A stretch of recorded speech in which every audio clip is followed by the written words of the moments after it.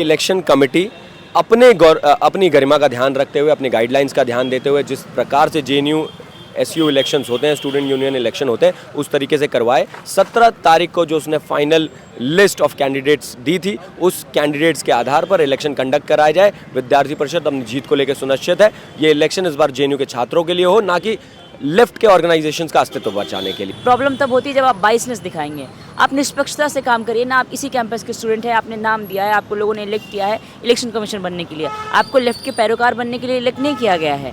तो आप सबके नॉमिनेशंस में देखिए, आप क्लियर होकर स्टैंड लीजिए वहाँ पे कि नहीं होगा मतलब नहीं होगा। आपको थोड़ा मजबूत होना पड़ेगा, स्टैंड लेना पड़ेगा। आप इलेक्शन कमीशन में हैं, आप बाइसनेस नहीं दिखा सकते और ओरिजिनल लिस्ट के साथ वापस से चुनाव करवाना अभी सबसे अर्जेंट बात है। जेएनयू एसयू का चुनाव इस बार जो है फिर से सवालों के घेरे में है। हर बार सवालों के घेरे में रहता ही था, लेकिन इस बार ज़्यादा सवाल इसलिए उठ रहे हैं कि जो इलेक्शन कमेटी बनाई गई उसने अलग अलग टाइम पर विंडोज़ ओपन की। उसके बाद जो है कैंडिडेट्स का जो जिस पोस्ट पर वो पहले उनका नाम आया था, उसके बाद वो पोस्ट बदल गई। तमाम चीज़ें, तमाम आरोप लग रहे हैं। हमारे साथ इस समय एबीवीपी जेएनयू के जो अध्यक्ष हैं राजेश्वर, वो मौजूद हैं।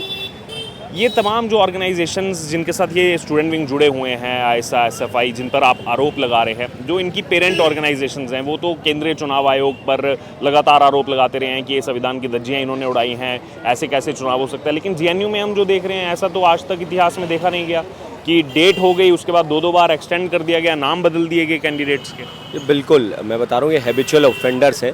ये बस अपने थियोरीज़ में, अपने वर्ड्स में डेमोक्रेसी प्रीच करते हैं, लेकिन जब वो प्रैक्टिस करने वाली बात होती है, तो जब तक ये डेमोक्रेसी इनके इंटरेस्ट में सर्व करती है, तब तक इनके लिए अच्छी होती है। But when it goes against them, तो ये उसी की अवहेलना करने लगते हैं। जेएनयू एसयू इलेक्शंस के इतिहास में भी यही हुआ।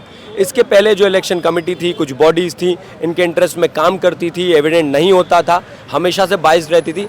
इस बार इलेक्शन कमेटी सामने आकर इनके साथ हाथ में हाथ मिलाकर इनके इशारों पर काम कर रही है, बार बार डेट चेंज कर रही है। और चूंकि ये कई गुटों में अपने में ही बट चुके हैं, एक दूसरे के खिलाफ पर्चे होना, एक दूसरे के खिलाफ आरोप प्रत्यारोप होना, एक दूसरे के खिलाफ छीटाकशी होना, यहाँ तक कि फिजिकल वायलेंस तक पे ये जीबीएम्स में एक दूसरे के तरफ लड़ने लगे हैं, जैसे ये 2010, 11, 12, 13 में किया करते थे। और चूंकि इन्हें पता है कि इलेक्शंस में जीतने वाले नहीं हैं, इस वजह से आईएसआ, एसएफआई के जो सीनियर लीडर्स हैं, वो बिल्कुल नहीं चाहते कि जेएनयू में स्टूडेंट यूनियन इलेक्शंस इस बार हों।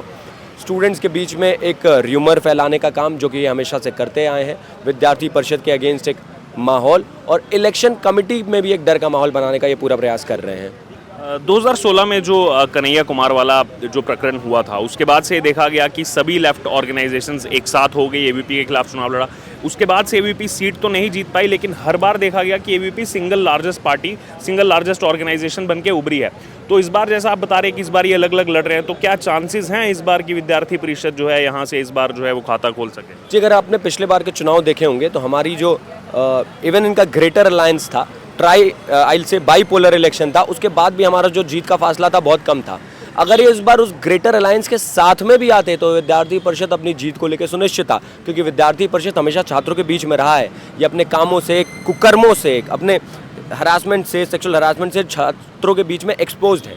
उसके बाद भी विद्यार्थी परिषद इस चीज़ को लेकर बिल्कुल श्योर था कि हम जीत रहे हैं। लेकिन इनकी जो अंदर की फूट है, आपसी फूट है, एक दूसरे के अगेंस्ट जो ये ऑर्गेनाइजेशन अब लड़ रही हैं, उसे सिद्ध हो गया, ये प्रूव हो गया कि विद्यार्थी परिषद इस बार 100% इलेक्शन में जीत कर आ रहा है। इसी वजह से आईएसआ, एसएफआई अपने अस्तित्व को बचाने के लिए, जो कि सिर्फ जेएनयू जैसे कैंपस में बचे हुए हैं, उसके लिए चुनाव को स्थगित कराने की पूरे प्रयास में है। आखिरी आपकी क्या मांग है? जो यहाँ पर नाम आप कह रहे हैं कि पोस्ट चेंज हुई है, क्या लग रहा है आपको वो चेंज किए जाएंगे? क्या वापस से जो फर्स्ट लिस्ट आई थी, क्या वैसे वो नाम होंगे? क्या लग रहा है आगे? जी, इलेक्शन कमेटी अपनी गरिमा का ध्यान रखते हुए, अपनी गाइडलाइंस का ध्यान देते हुए जिस प्रकार से जेएनयू एसयू इलेक्शंस होते हैं, स्टूडेंट यूनियन इलेक्शन होते हैं, उस तरीके से करवाए। 17 तारीख को जो उसने फाइनल लिस्ट ऑफ कैंडिडेट्स दी थी, उस कैंडिडेट्स के आधार पर इलेक्शन कंडक्ट कराया जाए। विद्यार्थी परिषद अपनी जीत को लेकर सुनिश्चित है। ये इलेक्शन इस बार जेएनयू के छात्रों के लिए हो, ना कि लेफ्ट के ऑर्गेनाइजेशंस का अस्तित्व बचाने के लिए। जवाहरलाल नेहरू विश्वविद्यालय, जिसके बाहर इस समय हमारी मौजूदगी है, पिछले कुछ वर्षों से जो है चर्चाओं का विषय हमेशा से बना रहा है। जेएनयू एसयू चुनाव सर पर है, लेकिन आपको बता दें बड़े संगीन आरोप लग रहे हैं। जी हाँ, जो लेफ्ट ऑर्गेनाइजेशंस केंद्र सरकार पर, केंद्रीय चुनाव आयोग पर आरोप लगाते हैं कि ये जो है पूरा चुनाव आयोग बायस्ड है, ये जो है फेवरेटिज्म कर रहा है, संविधान की धज्जियां उड़ाई जा रही हैं। लेकिन एक्चुअल में ये सब चीज़ें कहाँ हो रही हैं? वो हो रही हैं जेएनयू में, जो बड़े आरोप एबीवीपी लगा रही है। हमारे साथ इस समय एबीवीपी की इस बार की प्रेसिडेंशियल कैंडिडेट शिखा स्वराज हैं, उनसे बात करेंगे। ये बड़े संगीन आरोप आप लगा रहे हैं इलेक्शन कमेटी पर भी, लेफ्ट पर भी, कि पूरा जो है संविधान की धज्जियां जो है इस चुनाव में उड़ाई जा रही हैं। नमस्ते, मैं शिखा स्वराज, प्रेसिडेंशियल कैंडिडेट हूँ एबीवीपी जेएनयू की तरफ से। और पहली बात तो ये कि दुनिया के किसी संविधान में ऐसा नहीं लिखा है कि जब आपका नॉमिनेशन लिस्ट बाहर लग गया नोटिस बोर्ड पे, उसके बाद आप विंडो नहीं खोल सकते। माना कि भीड़ है, बहुत लाइनें, आपने 1 घंटे टाइम विड्रॉल का एक्सटेंड किया, 1 घंटे के बाद 15 मिनट और एक्सटेंड किया, 1 घंटे फिर 15 मिनट एक्सटेंड किया। क्या लॉजिक है? अगले दिन भी आप विंडो खोल रहे हैं। आप किसकी सहमति से, आप किसके अलायंस का वेट कर रहे हैं? इस कैंपस में लेफ्ट का अलायंस नहीं था इस बार, ठीक है।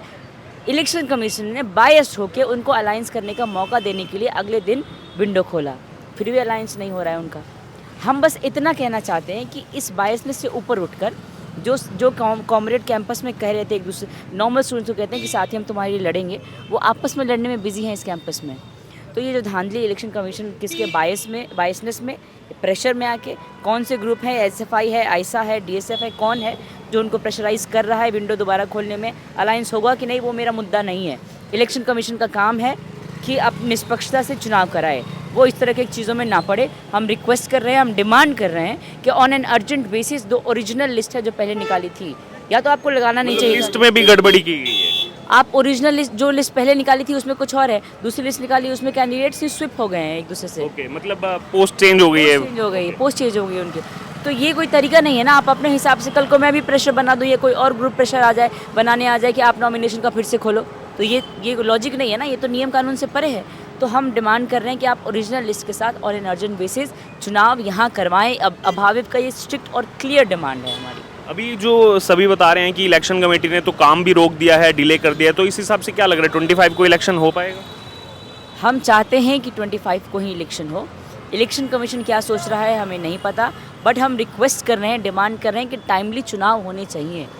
अगर आप टाइम को क्रॉस करेंगे तो चुनाव नहीं हो पाएगा और ये बहुत बड़ी धांधली होगी। इस कैंपस में इस तरह का अनडेमोक्रेटिक नहीं चलेगा। हमको तुरंत चुनाव चाहिए, अर्जेंट बेसिस पे चुनाव चाहिए विद द ओरिजिनल लिस्ट। एक आखिरी सवाल, हमेशा से पिछले कई सालों से मैं वॉच कर रहा हूँ जेएनयू का चुनाव, जो इलेक्शन कमेटियाँ बनती है उन पर हमेशा से बायसनेस का, फेवरेटिज्म का आरोप लगता है, तो क्या सॉल्यूशन क्या इसका नज़र आता है आपको? देखिए, जेएनयू संविधान के हिसाब से चुनाव यहाँ के स्टूडेंट्स इलेक्शन कमेटी चुन के जाती है, वही करवाती है। बायसनेस तब आती है जब आप प्रॉब्लम तब होती है जब आप बायसनेस दिखाएंगे। आप निष्पक्षता से काम करिए ना। आप इसी कैंपस के स्टूडेंट हैं, आपने नाम दिया है, आपको लोगों ने इलेक्ट किया है इलेक्शन कमीशन बनने के लिए, आपको लेफ्ट के पैरोकार बनने के लिए इलेक्ट नहीं किया गया है। तो आप सबके नॉमिनेशंस में देखिए, आप क्लियर होकर स्टैंड लीजिए वहाँ पे कि नहीं होगा मतलब नहीं होगा। आपको थोड़ा मजबूत होना पड़ेगा, स्टैंड लेना पड़ेगा। आप इलेक्शन कमीशन में हैं, आप बायसनेस नहीं दिखा सकते, और ओरिजिनल लिस्ट के साथ वापस से चुनाव करवाना अभी सबसे अर्जेंट बात है।